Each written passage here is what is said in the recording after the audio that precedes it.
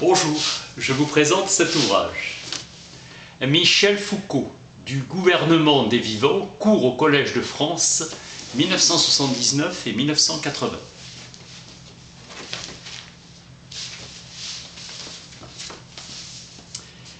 Le titre de sa chaire était « Histoire des systèmes de pensée ». Dans son cours, il explique le sens de sa recherche de l'année écoulée. Sensation de solitude à la fin de son cours. Il faudrait pouvoir discuter. Chercheur, il explorait pour un livre à venir. L'art de Michel Foucault était de diagonaliser l'actualité par l'histoire. Lumière sur le présent pour les auditeurs. Leçon du 9 janvier 1980. Septime Sévère, raconte l'historien Dion Cassius, rendait la justice dans une salle austère, où son ciel étoilé de sa naissance était au plafond. Son destin. Ses sentences étaient à l'intérieur du logos, qui présidait à cet ordre du monde et les justifiant. Les astres l'avaient mis à cette place d'empereur. Sa fortune était sûre, mais l'empereur cachait le ciel de sa mort. Ce soldat africain était monté jusqu'à l'Empire. Anti-Oedipe, le berger connaissant le secret de la naissance d'Oedipe. Le juriste Ulpien et sa réflexion juridique n'étaient pas absents de la politique de Septime Sévère. Rituel de manifestation de la vérité. L'exercice du pouvoir suppose une connaissance, le véridique, dirait Héraclite. À l'éturgie par opposition au faux, au caché, à l'imprévisible. L'exercice du pouvoir s'appelle l'hégémonie en grec. La connaissance, production du vrai dans la conscience des individus, la science. L'hégémonie, c'est le fait de se trouver en tête des autres. On devrait dire lieu de manifestation de la vérité plutôt que simplement foyer de culture. La constitution de la raison d'État a chassé les devins de la cour du roi. L'astrologue, remplacé par un véritable ministre fournissant une connaissance. La chasse aux sorcières, contre-coup de la réforme, la christianisation passant la vitesse supérieure. Élaborer la notion de savoir dans la direction du problème de la vérité. L'exercice du pouvoir comme indicateur de la vérité. Qu'est si les hommes gouvernaient selon les règles de l'évidence, ce seraient les choses et pas les hommes qui gouverneraient. Constitution d'un savoir spécialisé. Rosa Luxembourg. Si tout le monde savait, le régime capitaliste ne tiendrait pas 24 heures. Exploitation et domination, prise de conscience universelle comme principe de renversement des gouvernements. Solzhenitsyn répond « Peut-être, mais si les régimes socialistes tiennent, c'est précisément car tout le monde sait, principe de la terreur. C'est la vérité dans la terreur et non pas le mensonge qui immobilise. La vérité qui glace, Bottero, raison d'état ou principe de rationalité. Quesnay, rationalité économique et principe d'évidence. Saint-Simon, principe de compétence. Rosa Luxembourg, principe de la conscience générale. Solzhenitsyn, principe de terreur. Analyse du rapport entre l'exercice du pouvoir et la manifestation de la vérité, repère. Derrière les relations de pouvoir, c'est le jeu nu de la vie et de la mort qu'on trouve. Noyau de violence. Leçon du 16 janvier 1980. La tragédie grecque, Oedipe roi, est une alléturgie, une manifestation rituelle de vérité. La tragédie donne à entendre du vrai. Elle dit vrai et représente le dire vrai, la fortune. Les personnages se renversent. Ce qu'on ne savait pas au départ se trouve découvert à la fin. L'ignorant savait. La péripétie entraîne le mouvement de la reconnaissance. Dans Oedipe roi, c'est le chemin et le travail de la vérité qui va entraîner le retournement. Tragédie de l'inconscience, dramaturgie de l'aveuglement. La totalité de la vérité est dite par les dieux. L'oracle parle. Le berger sait la vérité. L'oracle lit les hommes par ce qui doit arriver. L'esclave est celui pour qui la mort pouvait être mise en balance par rapport à la vérité. Sans le dire vrai des esclaves, le dire vrai des dieux n'a pas de prise. Dans la pièce de Sophocle, le dire faux des esclaves fait devenir vrai le dire des dieux. Leçon du 23 janvier 1980. Le poète ne commence jamais sans invoquer une divinité qui est celle de la mémoire. Chez Hérodote, la chaîne des témoins finit par constituer la vérité. 8 siècles après Sophocle, Grégoire de Nazianze définit la direction des consciences comme l'art de diriger les âmes, art suprême. Respecter les liens, être mesuré, tempérant, réfléchi, sage. En Grèce, le tyran et la ville fondent une relation de reconnaissance, d'affection et d'amour, différente de vénération obligatoire pour le chef statutaire. Leçon du 30 janvier 1980. Avec Philon d'Alexandrie, on a l'idée que la conscience, et quoi qu'il arrive, n'échappe pas au regard de Dieu, même la faute cachée. Dieu voit tout. Pour Dieu, rien n'est invisible. Action accomplie et projetée. Purification par l'étalage des péchés. Dieu s'en trouve apaisé. On ne peut faire le mal à l'insu de Dieu. L'âme doit s'ouvrir au repentir. Leçon du 6 février 1980. Le régime de savoir où s'articule un régime politique d'obligation et de contrainte qui est le régime de vérité. Le christianisme comme acte d'aveu, verbalisation des fautes commises par la confession. Relation entre acte de vérité et purification. Le baptême scelle l'appartenance du baptisé à Dieu. Le baptême est illumination, rapport de connaissance immédiat et total avec Dieu. Renaissance du pécheur par la souillure originelle, hérédité. Leçon du 13 février.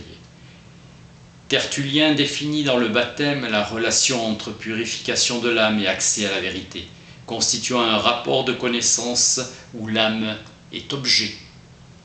Le baptême comme rite s'inscrit dans la longue série de rapports entre Dieu et l'homme, idée qu'il y a 2 semences, l'une du corps, l'autre de l'âme. Le rôle du baptême est de chasser de l'intérieur de l'âme l'élément étranger et hostile, extérieur, qui est Satan. La discipline de la pénitence constitue l'armature fondamentale. Mouvement où l'âme se tourne vers la lumière, c'est le vrai qui illumine. Cette illumination offre tout ce qu'il y a de visible dans l'invisible. Épreuve vérité de la pénitence. Vérité de l'exercice de soi sur soi, qui doit être à chaque instant le garant et la caution du cheminement vers la vérité. À 16. Leçon du 20 février. L'âme retrouve ce qu'elle est, être illuminée par l'être, conversion, découverte de la vérité de soi-même, initiation à la vérité, faisant de la conversion, de l'illumination, le point fondamental de l'existence chrétienne. Résurrection au sens strict du terme, chez Origène qui emploie l'eau du baptême comme tombeau dans lequel nous devons mourir. Le baptême est une mort. Authentifier la mortification, cheminement vers la vérité. On va à la vérité qui est vie éternelle. Nous devons lutter contre Satan jusqu'au moment de la délivrance finale, épreuve constante de vérité. La vérité ne peut produire ses effets dans la subjectivité qu'à la condition qu'il y ait mortification, lutte et combat. Leçon du 27 février. Après le baptême, Dieu habite réellement en nous. Détestation constante du péché et supplication à Dieu pour obtenir de sa bonté le pardon des péchés. L'ange, celui qui a reçu le pardon de ses péchés, ne devrait plus pécher mais demeurer en sainteté. Texte d'Hermas, 140 de notre ère. Pour la rechute, la loi ne prend pas en considération la qualité de celui qui commet la faute, l'action. La loi est un principe de partage entre le bien et le mal, entre le bon et le mauvais. Au contraire, dans le schéma du salut, c'est le sujet. La qualité du sujet va déterminer la qualité de l'action. Conception philosophique où quelqu'un atteignant la sagesse ne peut pas faire le mal.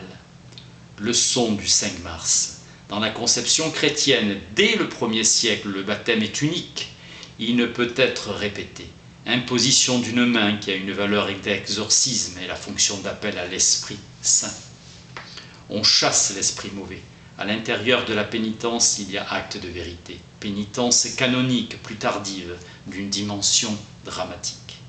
Le substrat du drame pénitentiel est celui de la supplication. Le menteur crétois est un cynique qui ne peut dire ni vrai ni faux. Le chrétien n'est pas un menteur, car dans son humilité, il dit « Je suis pécheur ». Il dit vrai et faux. Il est effectivement pécheur, paradoxe de l'humilité véridique du chrétien, par opposition au mensonge cynique du crétois. Humilité de la vie ascétique, manifestation éclatante, et comme cynique de l'état de pécheur. Oui, mon frère, je suis un méchant, un coupable, un malheureux pécheur, tout plein d'iniquité, le plus grand scélérat que la terre ait porté. Tartuffe de Molière, qui jamais ait été porté. Sganarelle dans Don Juan, que la terre ait jamais porté. 1664. Leçon du 12 mars, dans le temple de Cnide. Guérison et repentir, stèle de l'époque hellénistique, où ceux qui ont commis des fautes les avouent et gravent leur nom. À la contre-réforme, les séminaristes sont tenus à la confession. La direction est « obéis librement à ce que tu veux pour moi que je veille ». Guide de conscience. Sénèque aidera ainsi Sérénus quittant l'épicurisme pour le stoïcisme. Galien donnait des conseils moraux pour guider en plus de guérir les maux physiques. L'examen pythagoricien, préparation purificatrice au sommeil, car dormir était ouvrir son âme, état de pureté. Le rêve mettant en communication avec un monde représentatif, on préparait le rêve en écoutant de la musique et en respirant des parfums. En préparant son sommeil, on préparait sa mort. Sénèque dit d'examiner sa conscience si tu veux avoir un bon sommeil. On exerce sur soi un pouvoir institutionnel. Une faute, par exemple, est d'avoir discuté trop vivement avec des ignorants. Tu as perdu ton temps. L'examen de conscience a pour but d'inspecter par-dessus l'épaule de l'âme gestionnaire de la vie. Examen rétrospectif, mais fondamentalement axé sur le futur. Centré sur l'organisation de nouveaux schémas de conduite plus rationnels, ascèse grâce auxquels on pourra désormais être plus fort et mieux ajusté dans ses comportements. Leçon du 19 mars. Avec la chrétienté, il y a sacrifice que le Christ fait à l'humanité pour notre salut. Le christianisme est une religion du salut. Dans la non-perfection, une vie de pénitence, monachisme, comme vie de perfectionnement.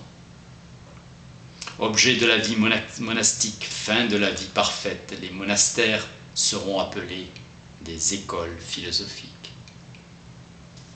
Vie monastique de Cassien, d'origine scythe, s'installe dans le sud de la France, fondation de monastère. Il écrit à son évêque, qui deviendra pape. Castor, le bienheureux selon Cassien, était évêque d'Apt. Le monachisme bénédictin, celui issu de saint Benoît, correction de nos mœurs et manière de mener la vie parfaite. Cassien, ayant vécu dans le désert, Anachorète formant les maîtres célèbres pour leur vertu. Saint Jérôme parlera dans le même sens. Abandonner les richesses, se dépouiller des vêtements, capacité à être serviteur esclave en formation sous la direction d'un maître pour une période indéfinie. Le directeur est un moine inculte, sans érudition, un rustien, un paysan sans connaissance. Le seul fait d'obéir vaudra un mérite. Depuis Socrate, nous savons que pour diriger et pour guider, on n'a pas besoin de connaissances au sens théorique. L'obéissance produit l'obéissance. L'obéissance est une manière d'être antérieure à tout ordre. L'état d'obéissance anticipe les rapports avec autrui. Soumission, le fait d'être sujet. Tout doit être ordre pour lui. Ne pas quitter la cellule sans que leur préposé ne le sache. Dosité, disciple de saint Bonaventure, eut même l'autorisation de mourir, qui, soulagé de la permission, passa dans l'entremonde. L'obéissance, c'est également patience, la passivité et la non-résistance, humilité et soumission. Faire en sorte que l'individu ne soit plus soumis au mouvement de ses passions. Leçon du 26 mars 1980. Renonciation à soi-même qui prend le nom d'humilité. Lien entre l'obéissance à l'autre et l'examen de soi-même. Ne pas tomber dans l'excès d'ascèse, la discrétion. La sagesse antique de bien séparer les choses, de bien tenir le juste milieu et le droit chemin.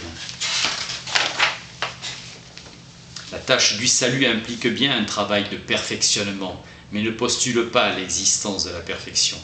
Même chez les personnages les plus saints, ceux les plus proches de la vérité, il y avait une tâche aveugle, un point qui leur échappait. Ils ne pouvaient pas être à eux-mêmes leur propre mesure. Le sage antique renonçait à vouloir maîtriser l'ordre du monde et régner sur lui, sauf lui-même son propre petit empire. Il exerçait sur lui-même sa souveraineté. Au contraire, le saint est capable de conseiller tous les princes du monde. Théologie de la présence du diable. L'esprit du mal et l'âme sont de même nature et sens. L'action du diable est illusion, tromperie, erreur. Alors que pour le sage antique, l'ennemi est le mouvement incontrôlable de la passion. Le but de la vie monastique est la contemplation, et la contemplation de Dieu. Mécanisme de la honte, le refus d'être dit. Le diable si subtil, si je ne peux pas dire ce à quoi je pense et que cela n'est pas de bonne qualité. Satan était l'ange de la lumière condamné par sa faute aux ténèbres. Démasquer le mal en produisant la vérité et renonciation à soi. Le christianisme a autonomisé comme une tâche indéfinie une connaissance de soi qui est labeur jamais achevé de perfectionnement. Obligation de dire vrai sur soi-même. Septime Sévère avait la vérité du monde manifestée au-dessus de sa tête, sauf la part qui le concernait. La mise en discours de sa propre vérité est obligation, mais surtout obéissance. Avec l'examen de conscience, il y a récollection vespérale de la journée passée et vigilance sur soi-même. Il s'agit de saisir le mouvement de la pensée et de l'examiner. Mobilité de l'âme pour Cassien, rapportant les propos de l'abbé Sérénus, rendant possible l'unité et la permanence de la contemplation. Verbalisation permanente de tous les mouvements de la pensée. Aveu d'une extériorisation permanente par les mots des arcanes de la conscience. Obéissance inconditionnée à examen ininterrompu et aveu exhaustif. Manifestation verbale de la vérité qui se cache au fond de soi-même. Pièce indispensable au gouvernement des hommes, les uns par les autres. Cette manifestation n'a pas pour fin la maîtrise souveraine de soi sur soi, mais au contraire l'humilité et la mortification, le détachement à l'égard de soi et la constitution d'un rapport à soi qui tend à la destruction du soi. Enregistrement de cours réalisé par Lagrange. Les professeurs du Collège de France délivrent 26 heures d'enseignement par an, la moitié en séminaire. Recherche originale, le contenu étant à chaque fois renouvelé. L'assistance au cours est libre, ni inscription ni diplôme. Foucault rêvait d'un séminaire, lieu d'un vrai travail collectif.